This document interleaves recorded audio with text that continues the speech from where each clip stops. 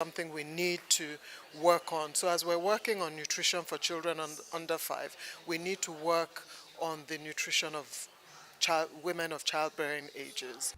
Beyond pregnant women and children who are more vulnerable to malnutrition, they also called for the need to enforce food fortification, addressing the issues of conflict and poverty that deprives most Nigerians access to healthy life.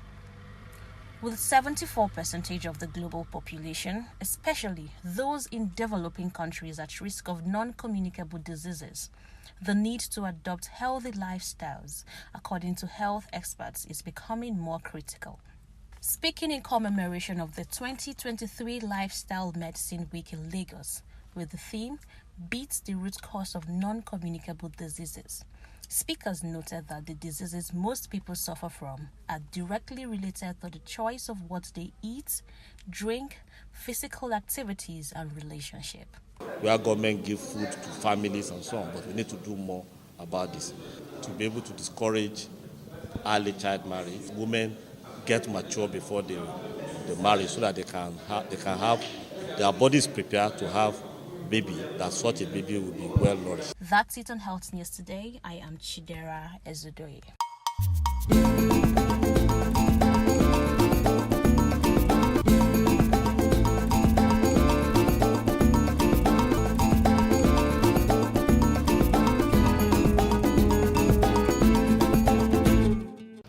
The program is still Health Digest. On Thursday, 25 May 2023 at 12 midnight, the Joint Health Sector Unions and Assembly of Healthcare Professional Associations commenced an indefinite strike over federal government's failure to adjust the consolidated health salary structure for health workers.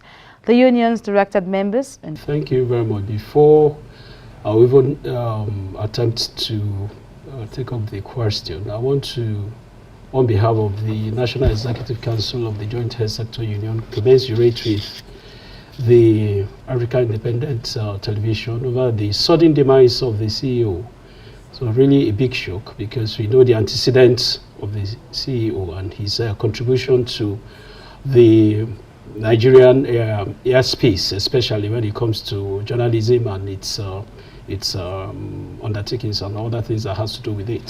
So very, very sorry. May God grant the immediate family and the extended family the fortitude to bear the repair. About what is the composition of the Joint Health Sector Union. There are 5 registered unions in the health sector. And presently, 4 of those 5 registered unions in the health sector have embarked upon the strike action.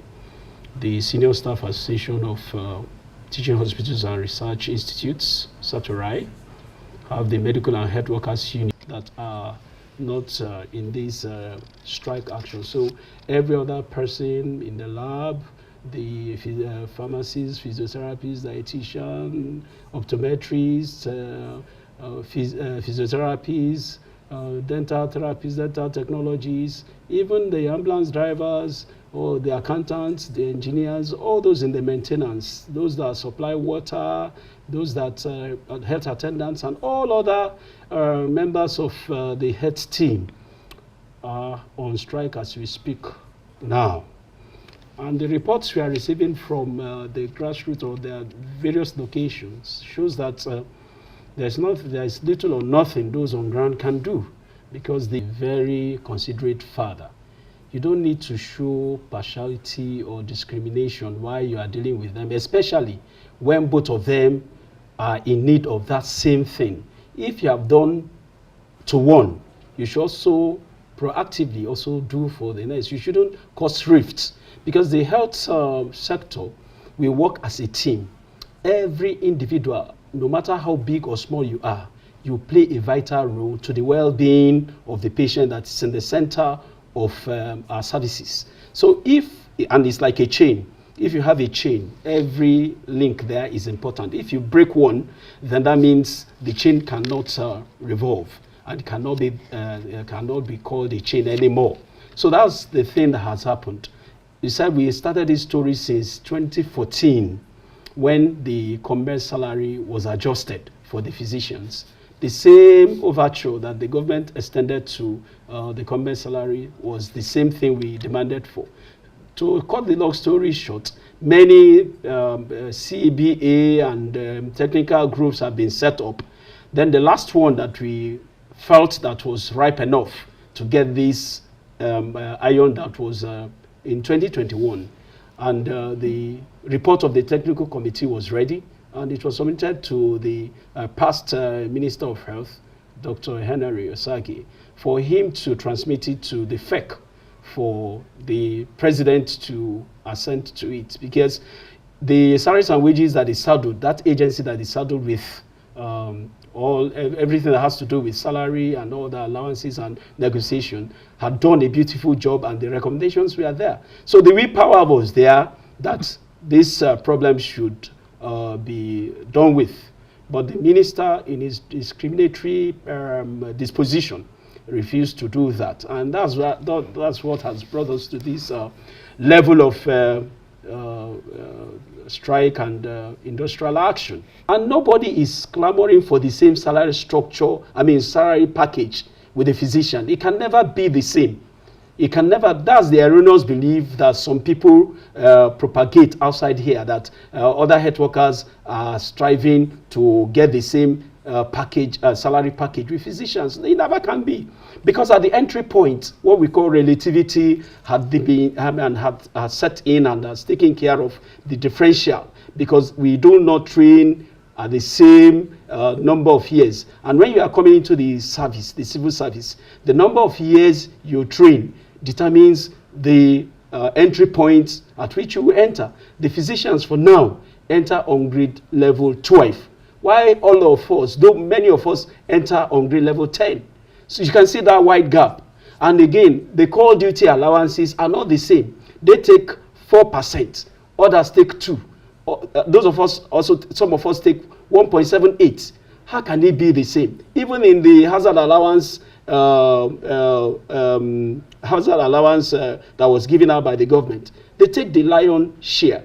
Then if you put all the remuneration together, there can never be any time that will take the same salary. Even when you are on the same grade level, it can never be the same, because various indices of peculiarity allowances had made the difference.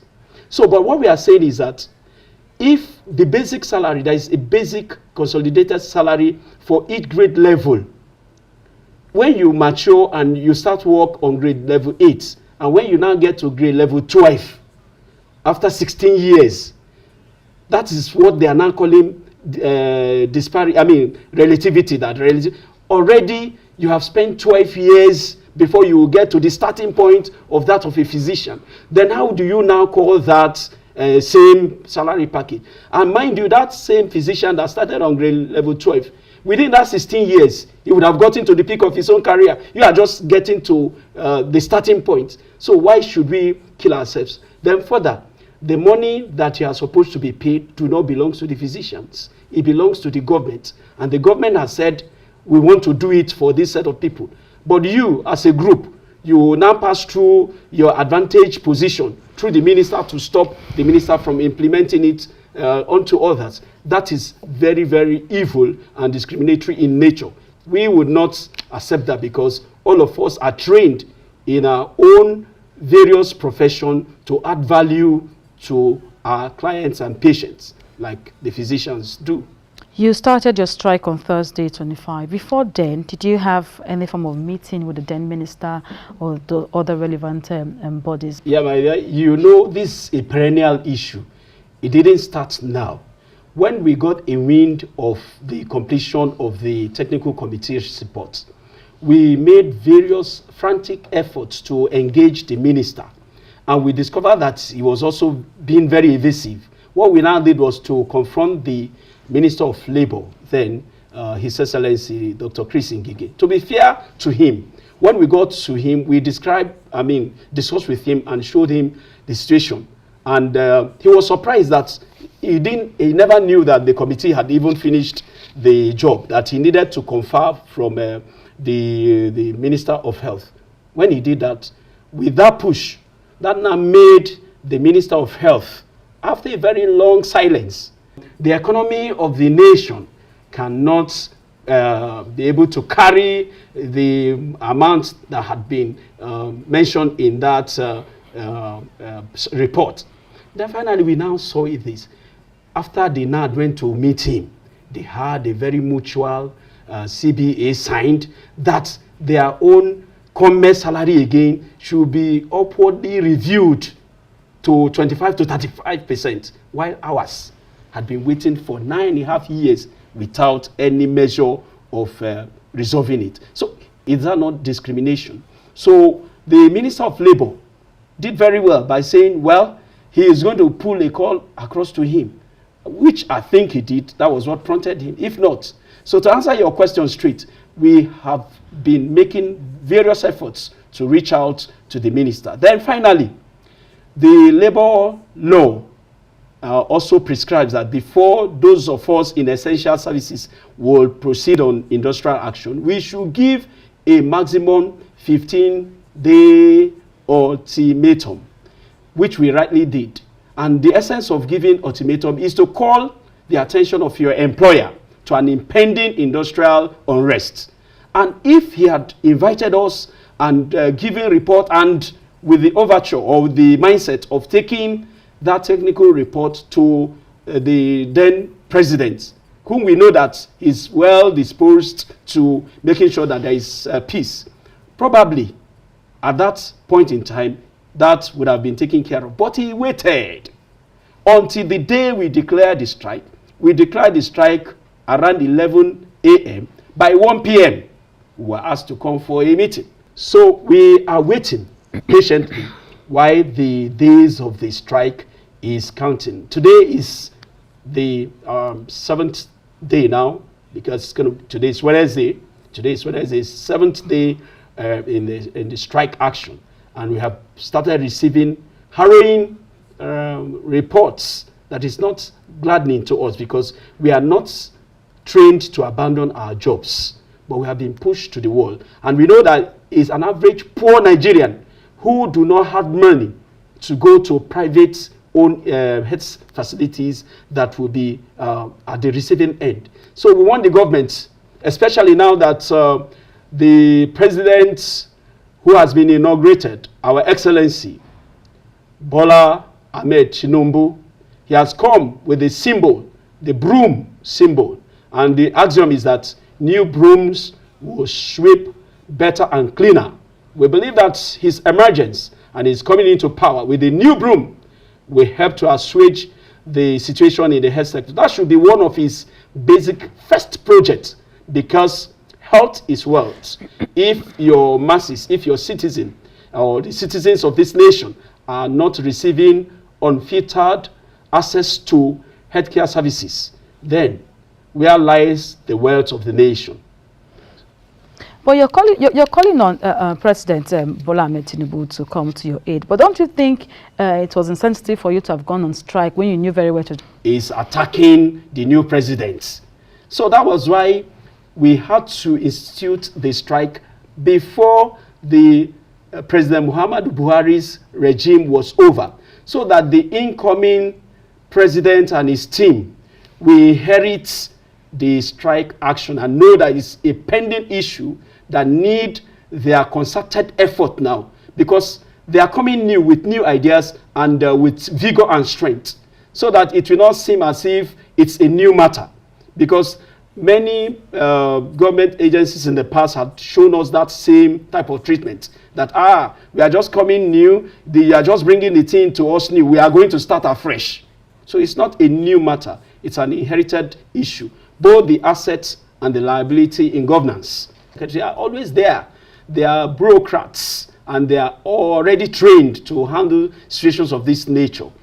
If the meeting is called and the permanent secretaries are there, we believe that they will be very, very unbiased and look at the issue dispassionately and be able to make useful recommendations and even give directive and report to the president on the way forward, so that the problem will be solved. You understand? So where are we right now? We are on the 7th day of the indefinite strike, and from the feelers this is the time for the government to show us that we all are important in the system, and also to curb the imminent brain drain that is on our face now. There is imminent brain drain. Our professionals are living in their hundreds, in their thousands. So if the working condition and the working environment is not conducive, they will continue to live. And I pray that it will not be an emergency situation seeking for healthcare professionals from outside the country in no distant time. But that may not happen if our president takes action now and assuage this strike by implementing our demands. They are not frivolous. They are already well documented. Punishments include life imprisonment and stiff fines. Our former top Chinese government scientist, Professor George Gao, says the possibility the COVID virus leaked from a laboratory and should not be ruled out. As head of Chinese Center for Disease Control, Gao played a key role in the pandemic response and efforts to trace its origins. And China's government dismisses any suggestion the disease may have originated in Wuhan laboratory. But the Prof. Gao is less forthright. And that's our package today. You can watch this episode again via our Facebook and YouTube channel at Official AIT Live. I'm Ogom Izidingo. Stay safe.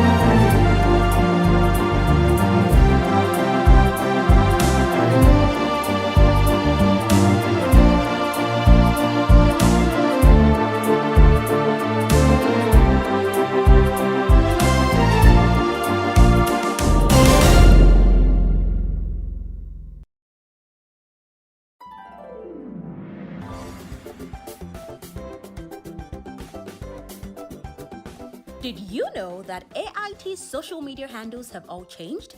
If you are one of the millions of our followers on Facebook, Twitter, and YouTube, this is introducing to you AIT's new official and rebranded social media handles.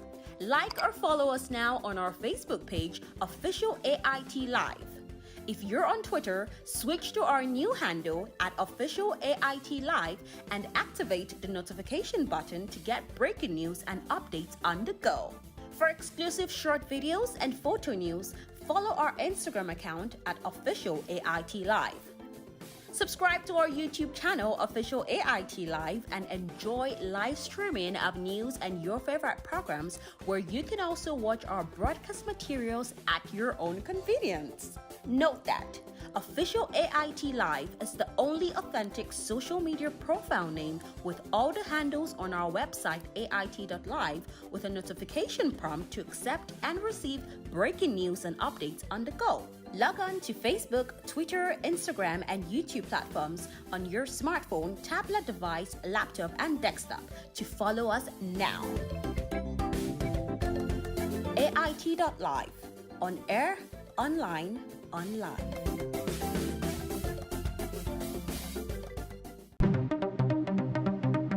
Here is a new and refreshing offer for our esteemed audience across the globe.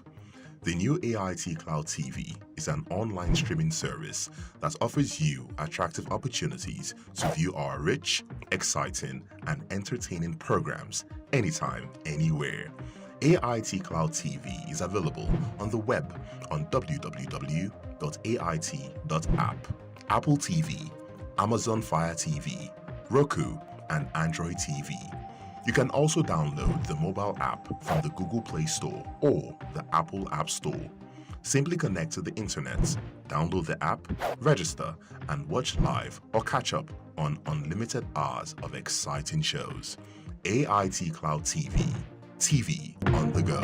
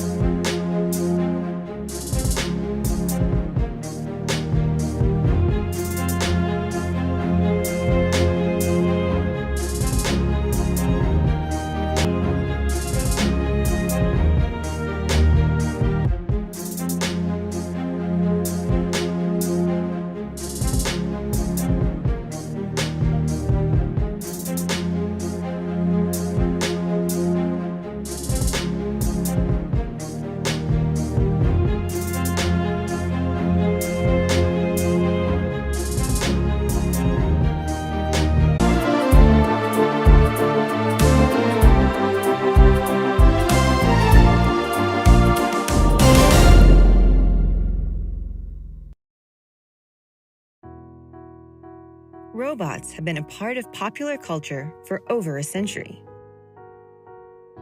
Alpha the robot toured the United States in 1934. In England, a humanoid robot named George was built from scrap metal in 1950. Today, he can be seen at the National Museum of Computing in the United Kingdom. In popular culture, the 1960s animated television show The Jetsons featured a futuristic housekeeper named Rosie the robot. Come on, let's go home, Rosie. Yes, ma'am. We can't guarantee her, you know. Robots have come a long way since those early examples. Today, the robotic firm Boston Dynamics has them doing gymnastics, fetching items like a dog, and doing tasks in commercial warehouse settings. I'm Dr. Crystal Dilworth. Today, we're taking a look at a variety of robots, helpful robots currently in service in different industries. No longer the stuff of science fiction, robots are quickly becoming important assistants to humans all over the globe. Today on VOA Tech, helpful robots, like my friend Moxie here. I'll show you what Moxie can do a little later. Powering the future, confronting the world's challenges with cutting-edge solutions, medical breakthroughs, and high-tech discoveries. These are the stories of our planet. This is VOA Tech.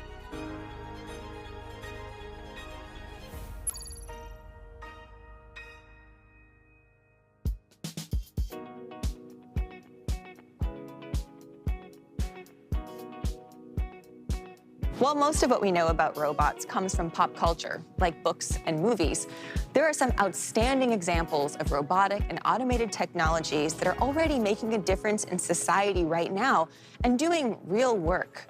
This technology is improving as engineers analyze how well we're doing now and make improvements for the future.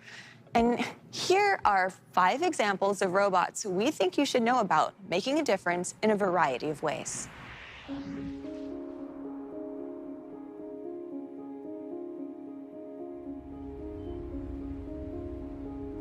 Cities across the globe are working to help mitigate the effects of climate change. There's the problem of what's called the last mile. The last mile is the delivery of any parcel or order from its source to the person requesting it. To help reduce traffic and pollution from fossil fuel burning vehicles, bicycle deliveries have become popular in cities. E-bikes or electric bikes, for example, have even improved the distance they can cover every day. Currently in the works are drones, now being studied to deliver last-mile parcels from the air. Corporations are testing a variety of small aircraft to see how viable this type of delivery will be in the future. But one type of delivery robot already in service and much closer to the ground is a KiwiBot. KiwiBots are small, 4-wheeled robots that are delivering food, beverages, and smiles to cities and college campuses around the United States. We met up with KiwiBots at Loyola Marymount University in Los Angeles, where the bots are doing their thing, helping students around campus. Victor Navarro is with KiwiBot Business Operations. The idea for us, it was to offer some convenience service.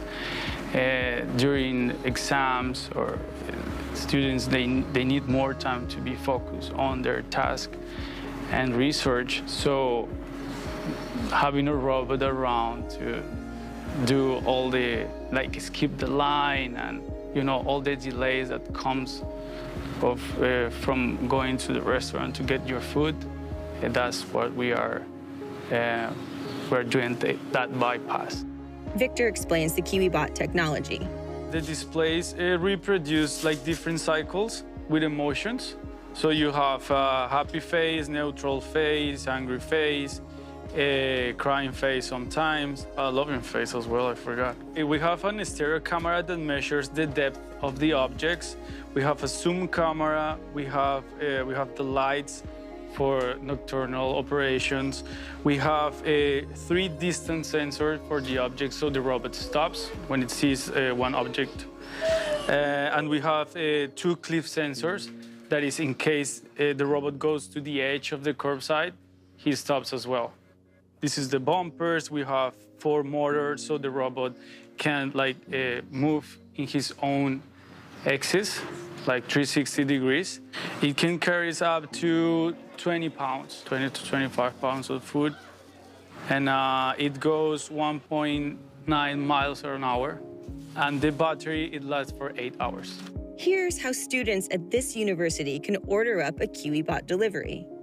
They have an application that the students use where they can, they have multiple choices and from all the restaurants that are located inside the campus. And they go to the app. The app tracks the process of the KiwiBot and alerts the student when it arrives at the drop-off point. Victor put the KiwiBot in action for us. This is how it works. The order gets into the tablet, the food gets cooked, and then the food goes inside the robot. Hot off the grill, the food is packaged and taken to the KiwiBot. On this day, 2 bots were standing by outside the restaurant, ready to go. The robot opens its lid, and the food is placed inside for delivery. It then takes off for its destination on campus. When it arrives at the drop-off point, the student is contacted and the delivery is completed.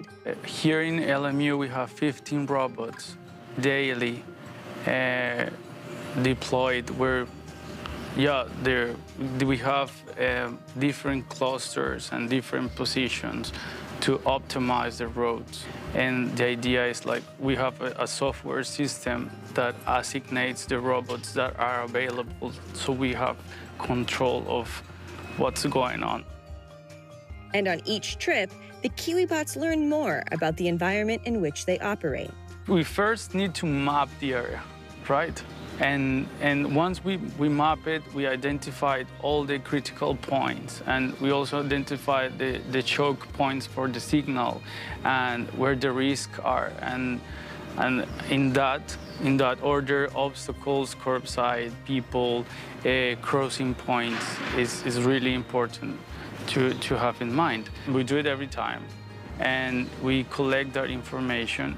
And while the KiwiBots deliver an important service on this college campus and in cities which they operate, there's also a positive side effect happening as well.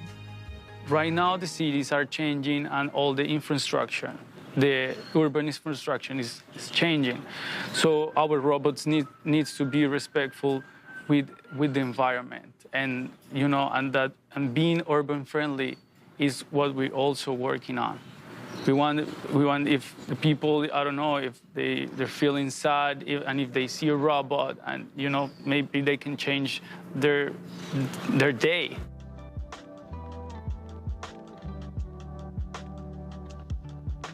Henry Ford didn't invent the car. He invented the assembly line to build cars more efficiently. In 1908, his popular Model T car took more than 12 hours to build. But by 1913, he installed the first assembly line, and a new Model T car was built every 3 hours. By 1927, Ford delivered its 15th million Model T. Today, automation has changed the way cars and many other products are manufactured and assembled. Mike Bell is the CEO of Miso Robotics in Pasadena, California. They make automation robots for the food industry, and Flippy 2 is one of their most popular products. What is the difference between automation and robotics? It's a question we get all the time. And years ago, there was really not a lot of a distinction. But right now, when you kind of look at where we are with technology today, and back up 10 years, there were automation solutions that were out there. And they were really consisted of a lot of moving pieces of machinery that took a food item or some other item through a series of steps, okay? And that's automation, that's fine. Today, that same technology is enhanced by robotics, which adds artificial intelligence, computer vision, algorithms for planning. And it frankly is a smart system that has the ability to observe itself, adjust itself real time, and work in a fluid environment with the enhancement of all of today's modern technology.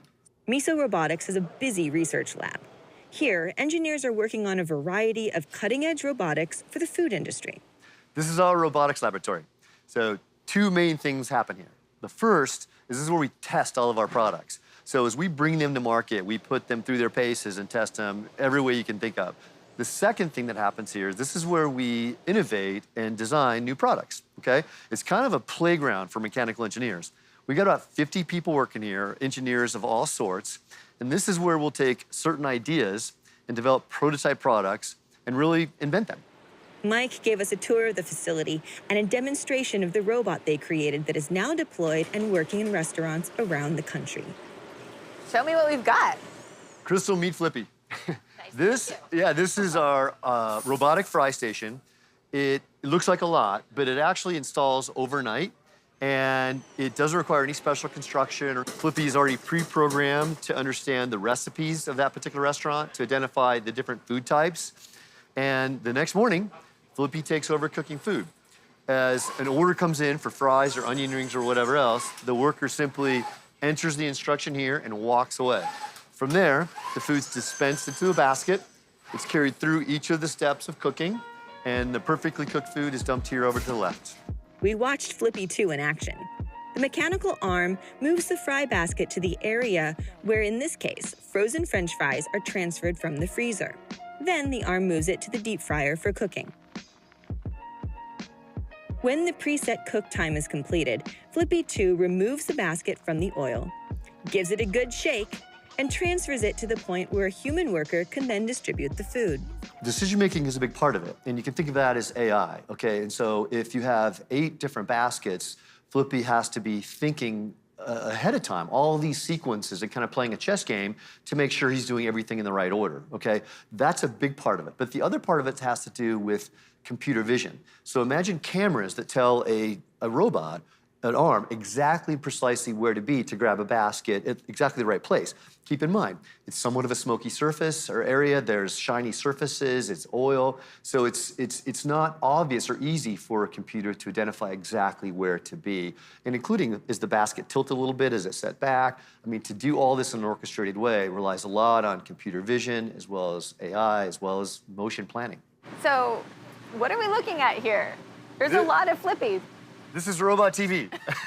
This is actually some live video feeds of some of our actual robots that are deployed all across the country, cooking food for real humans. So these are robots in restaurants in real time. What's happening right now? And what we do is we have the machine and the robot tell us if there's some sort of problem, if it's slowed down or if there's some sort of problem. And then that allows our support people to turn the cameras on and have humans kind of just tune in and understand exactly what's going on. We're able to real-time observe its cooking, its behavior, see if there's a problem or not. And we can even diagnose it and reset it remotely. How do you, as the head of Miso Robotics, deal with some of the apprehension around robots, impacting our lives in ways that we can't control? I think for whatever reason, what's occurred with popular culture is that we as humans are still in the process of defining who robots are to us and what they mean to us. Are they friend? And it's natural for us to think friend or foe. What we do is when we introduce a robot into a restaurant is that, well, first of all, we name it. Its name is Flippy, which is a nice, friendly, approachable name. And we put a lot of attention to training people. What we've learned is that Flippy, in our example, quickly wins the hearts and minds of the people because, A, he comes in and he does the task that they like the least. He does it reliably. He doesn't call in sick. There's no issues. He's just a friendly, cooperative worker. And so in many restaurants we install, he gets voted Employee of the Month sometimes, and he's kind of like the most favored employee. And so we're still early days as a society kind of defining how we think of robots. We're still thinking about it. It's still evolving. For example, there are open questions that we have, like, should Flippy have a head and a face? Should he have more humanization put to him? And we don't know the answers of this yet as a company or as a society. To hit, and then she rotates, and then we're ready to go. Associate Nursing Director Melanie Barone works closely with Moxie at this busy hospital. Moxie is one of my best friends here. Moxie is a helpful robot that we have here at Cedars-Sinai. She goes by and helps us bring items from Central Supply, really reduces the workload off the nurses and other ancillary staff who need items for our patients. One of our favorite things to get from her is our IV pumps. They weigh about 5 pounds a piece and she can carry 3 at a time. So really reduces that injury potential for staff and also gets them up faster. What's nice with Moxie is you can text her. You text her, say, I'm here, I need IV pump, IV supplies, IV meds, and she will bring them for you. She tells you how long it'll take, keeps you updated via our phones, and it's just a very simple way and quick way for us to get what we need. Moxie can navigate the halls and elevators. Here, she's doing a pickup in the gift shop for a patient. Tell me about the kinks. Is there anything that still needs to be worked out? There's some dead zones. One is by my office door. Oh no. So she'll stop and she'll ask, can you please assist me opening the door? So sometimes, it's as good as the Wi-Fi system that's around. So yeah, occasionally she'll get stuck in places, but they work on figuring out ways to either change her route so she doesn't hit that dead zone, or to work with our IT department to see if we can up the Wi-Fi signal so she can work better, because she runs off Wi-Fi. Moxie is a happy robot. She'll make heart eyes and wave to you as she completes her tasks. What has been the impact on the nursing team? Obviously you love working with Moxie, but overall, what's the feeling of having friendly robots around? They really enjoy it. The staff always are open to a request from her. It's just easy to do, and they like seeing her. Even when she comes on the unit, you always see people say, hi, Moxie, and it's become that kind of relationship with her almost than anything else.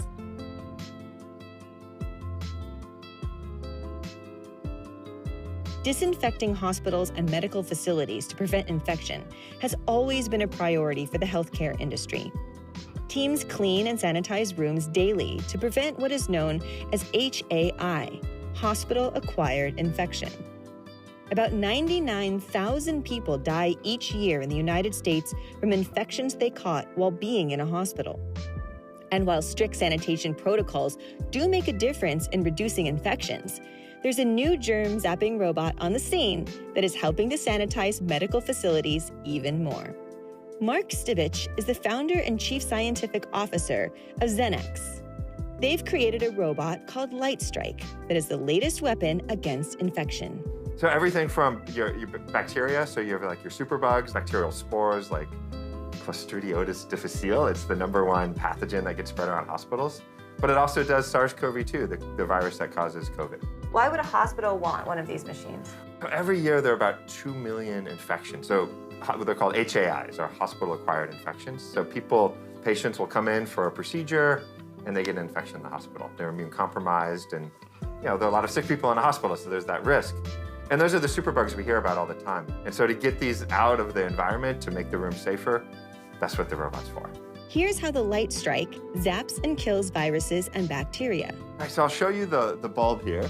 And as it comes up, you can see this is a bulb. It's actually a literal bulb. And in that is a xenon gas. So xenon is an inert gas, so it's totally safe. And what we do is there's a capacitor in here, we provide a high voltage electricity to it, and it pulses the light, it flashes the light, and when it releases that energy, what that UV does is it will penetrate the cell walls of organisms, it'll penetrate viruses, and it has different mechanisms to kill. So one of the mechanisms is it'll fuse the DNA. And so it's basically mucking up all the information. The cell can no longer replicate. Can't replicate, it can't cause an infection. It's deactivated is the correct term. We're storing up energy during this microsecond pulse, and that's getting just this high and intense broad spectrum energy that is effective against all the different pathogens. The Xenex Lightstrike robot is wheeled into any area in the healthcare facility that needs disinfection. In this case, it's a patient's room. It's plugged into a regular electrical outlet, and it's programmed to start a cleaning cycle. The attendant leaves the room, the light element rises up, and the robot bathes the room in light. And so we're here at Keck Hospital at USC, and what this robot does is puts out this high power light. And what it is called UVC, and it doesn't naturally occur on Earth. The ozone layer filters it out. So all the bacteria and viruses, they've never seen this before, and they don't have resistance to it. So it zaps them, it disinfects, and it kills them in about 5 minutes. So we bring it into a hospital room, put it in a position, and about 5 minutes later, that area is disinfected. Dr. Stephanie Hall is the Chief Medical Officer at Keck Medical Center at USC. With technology today, many of these pieces of equipment have very sensitive electronic devices and that kind of thing. And so the first thing is we make sure that the surfaces throughout the institution in a patient's room are cleaned on a regular basis with an approved product. One of the products that we use a lot is bleach because it kills just about everything. You can scrub an area and resistant bacteria or spores can remain. So the question is, what do we do to the next level? And what we do is that we've taken and implement a program where we use ultraviolet light. And this is through the Xenex product, the Xenex robot that actually treats the environment in the entire environment so that it's the final, if you will, layer of safety for our patients. And what that does, it's able to kill any virus, bacteria, spore that we haven't been able to pick up or kill and remove with the usual cleaning agents or through scrubbing. What do you think in terms of the hospital environment and how robots are able to help the work that needs to be done in this hospital community? Well, as you know, robots are a significant part of our daily life in a hospital. The light strike is one. We have robots in the operating room that help our surgeons do minimally invasive surgeries with high precision, not only in the abdomen and the chest. We've recently implemented robotic-assisted technology for spine surgery. So robots are really part of the future of improving and enhancing care.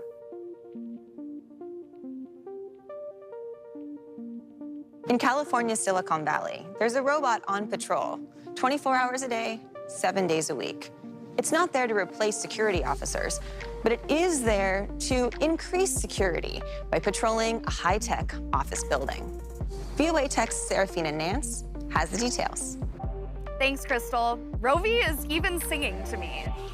I am in the heart of Silicon Valley in California, reporting on new high-tech security robots that are changing the way that public and private areas are being patrolled. Rovi is on duty here at the Santa Clara Towers parking lot. He's a Nightscope K5 patrol robot. Weighing in at 398 pounds, travels up to 3 miles per hour, and is on duty, rain or shine, 24/7. William Lee is the chairman and CEO of Nightscope, a company he launched in 2013 that created the K5 and other security robots. The idea here is we've got a slightly grandiose mission to see if we can make the United States of America the safest country in the world. Today in our country, we've got about 1 million security guards and 1 million law enforcement professionals. They're securing the country with the technological equivalent of a number 2 pencil and a notepad.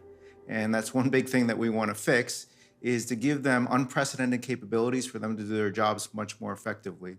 So Nightscope's a unique combination of 4 very difficult technologies all combined into one. So self-driving autonomous technology, like a self-driving car, robotics, artificial intelligence, and electric vehicles. And we've combined this all into a combination of hardware and software that does crudely basically 2 things. One is to provide a physical deterrence to stop the negative behavior from occurring in the first place. Second is these machines generate a massive amount of data, 90 terabytes a year that no human's gonna ever be able to process. So we put that in a more digestible format for an officer or guard or 911 dispatch to utilize, so they can have an officer or guard basically have their eyes, ears, and voice on the ground in multiple locations at the same time. Hello? Tatiana Martins is the property manager of Santa Clara Towers. We met the Nightscope K5 robot in the parking lot that it patrols around the buildings. So this is Rovi. Can you tell me a little bit about what Rovi is? Like, what are all of these buttons and there's music? Yes, Rovi is this is our robot. They have a camera. Rovi has cameras everywhere. This is the strobe. It will be visible. Is it blue light at night? Yes, and it will be visible from far away. Here is the call button. So if you press this button, it will ring to our security staff who will be able to assist. Okay. What was the process like to decide to get a robot? How did you decide that the autonomous robot was the way to go? The robot was needed because this stretch here in Santa Clara, this business stretch where we're at, have been hit hard with car break-ins. And having Rovi here, it just increased our resources and have reduced significantly the break-ins in the area. It's almost 100% crime reduction on my side. And how does Rovi actually reduce that crime or prevent that crime? It acts as a deterrent. They see the K5 and they feel like we can make it. So if someone were to come and try to break into a car, what would Rovi do? He will be taking data analytics and photos, and he can't actually do anything about it as far as which a human person would be doing, right? A human security staff. That's why I have 3 other security officers. But immediately he will send a signal to my security staff, and also obviously we'll be building that intelligence database that we needed. We are able to provide to the police department as well. One of our clients that just renewed for the 5th year, and we have numerous ones of these, they were experiencing 1 to 2 criminal incidents a week. So every week, someone got assaulted, some car got stolen, someone got robbed. And finally, the security guard's like, listen, you can fire me, I'm not going out there. Between midnight and 6 in the morning, not going out there. Put the machine there, and all the incidents basically went down to 0. You were gonna go steal a car at 3 o'clock in the morning at the hospital, you pull up and you don't know what this thing does, number 1. 2, the strobe light's going, it's moving by itself, there's no one remote controlling it, it's making all these sounds, I have no idea you know what? I'll go steal the car somewhere else, or I'm not gonna steal a car tonight. And that's literally what's been happening. We've had some clients who are like, you know what? I know this thing does all kinds of stuff, I'll pay you just for the physical deterrence. Beyond crime deterrence and data collection, Guard is doing this most of the time because 98% of the time, nothing's happening, right? Despite what's on the news or what have you. And it's all quiet. But for us to have that many crime-fighting wins this early in the process, to me, is fascinating. We've helped a law enforcement agency issue an arrest warrant for a sexual predator. We stopped a fraudulent insurance claim. We helped a security guard apprehend a retail thief. We helped another law enforcement agency apprehend an armed gunman. I mean, the list goes on, and we're just getting started. And as we saw in this episode of VOA Tech, the best way for scientists and engineers to predict the future of robotics and automation is to invent it. With robots like KiwiBots, Flippy2, Moxie, Lightstrike, and Rovi already in service, we're just scratching the surface of what is yet to come.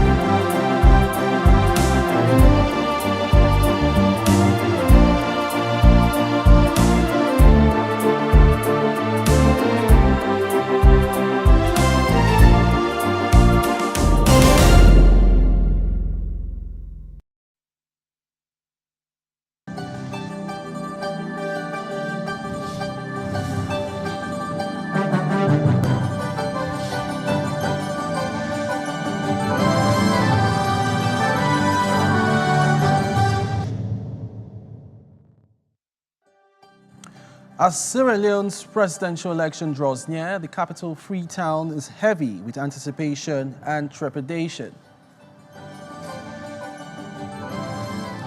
Algerian former Prime Minister Noureddine Bedoui and former Health Minister Abdelmalik Boudat sentenced to 5 years in prison. And Plateau State Governor assures citizens of finding lasting solution to rising insecurity in the state.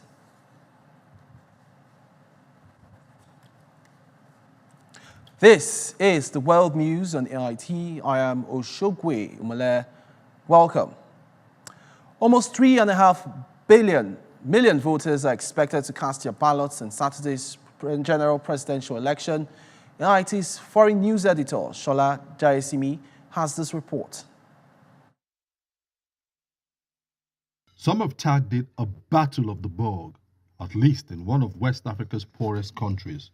President Julius Maada Bio of the Sierra Leonean People's Party, the SLPP, seeks re-election against the familiar foe, Samura Kamara of the opposition All People's Congress, APC. President Bio and Kamara faced off in the 2018 race, with the opposition leader getting over 48% of the votes in the second round. Bio won with just under 52%. There has been violence in different parts of the country, even in the capital, Freetown. This week, there was fire at the APC headquarters in Bio, the second largest city.